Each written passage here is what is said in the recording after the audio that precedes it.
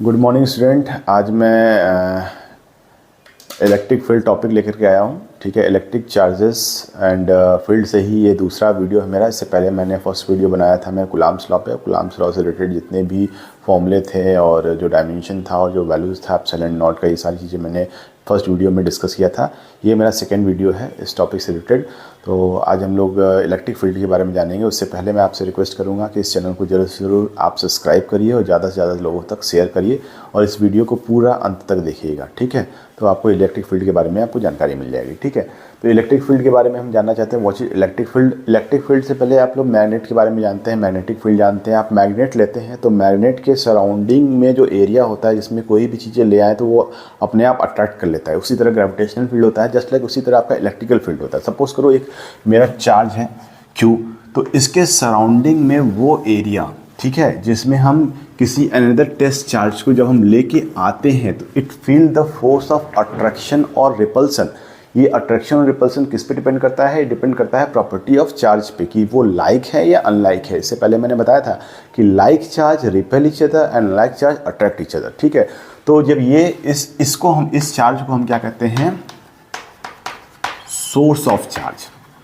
Source charge या source of charge कह दे या सोर्स चार्ज कह ले। और इसको हम क्या कहते हैं? इसको हम टेस्ट चार्ज कहते हैं। इसको हम क्या कहते हैं? Test charge. क्यों? क्योंकि हम इसको लेकर के इसके अंदर आ रहे हैं। ध्यान रहे कि ये पॉइंट चार्ज हो सकता है, कॉम्बिनेशन ऑफ पॉइंट चार्ज हो सकता है, ये सोर्स ऑफ चार्ज है, तो ये बड़ा होगा, इसकी वैल्यू ह्यूज होगी। और इसको जब हम इसके पास लेके आ रहे हैं तो इसकी वजह से जो फील्ड एराइज होगा वो इसको impact.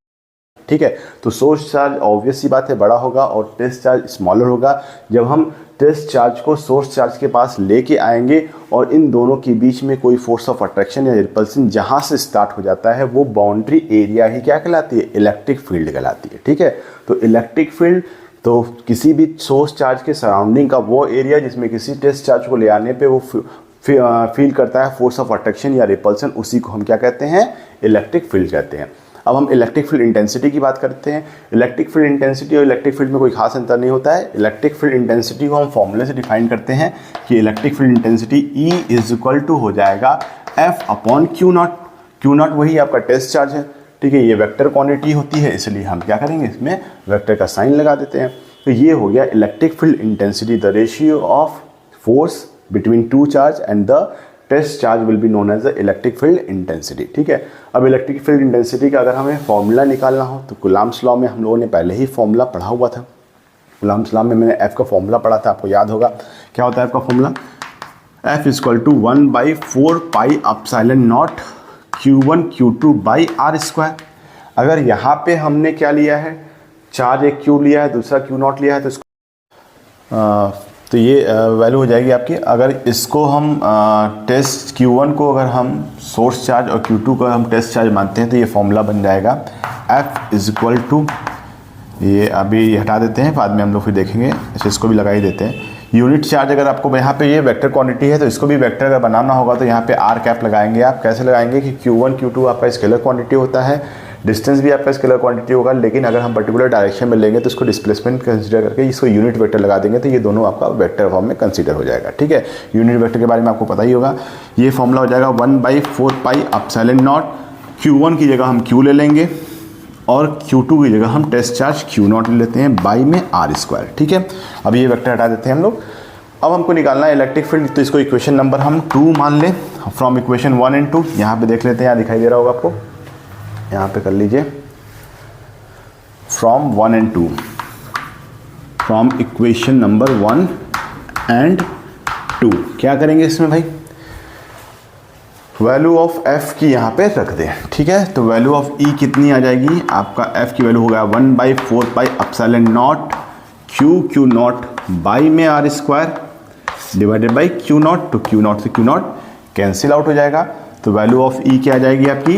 1/4 pi epsilon not Q by R square. तो ये इलेक्ट्रिक फील्ड इंटेंसिटी या इलेक्ट्रिक फील्ड का फॉर्मूला आपका बन गया, दिखाई दे रहा होगा।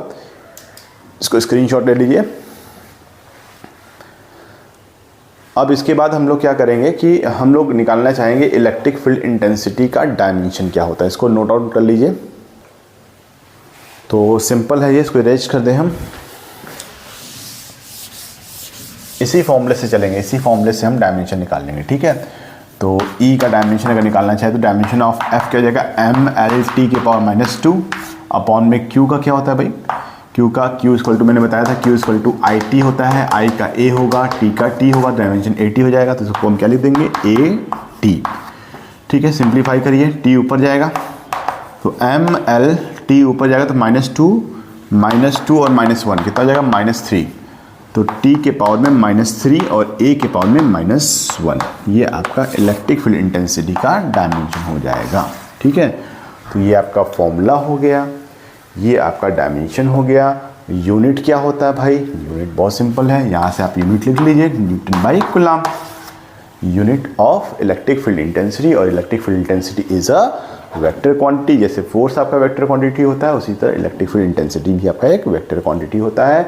अब इसके बाद इलेक्ट्रिक फील्ड लाइंस क्या होती हैं, इलेक्ट्रिक फील्ड लाइंस की प्रॉपर्टीज़ क्या होती हैं, ये सब चीज़ें आपने क्लास 10th में पढ़ा ही होगा, ठीक है। मैं इसमें भी आपको डिस्कस कर दूंगा कि electric field intensity, electric field lines क्या होती हैं, प्रॉपर्टीज़ ऑफ इलेक्ट्रिक फील्ड्स क्या होती है, ये सब प्रॉपर्टीज़ है, आप इसको रीड आउट कर लीजिएगा। मैं मैक्सिमम इसमें क्या करता हूँ कि डेरिवेशन लेके आता हूँ, ताकि डेरिवेशन में जो आपको लगाने में प्रॉब्लम होती है वो प्रॉब्लम आपका सिंप्लीफाई हो सके।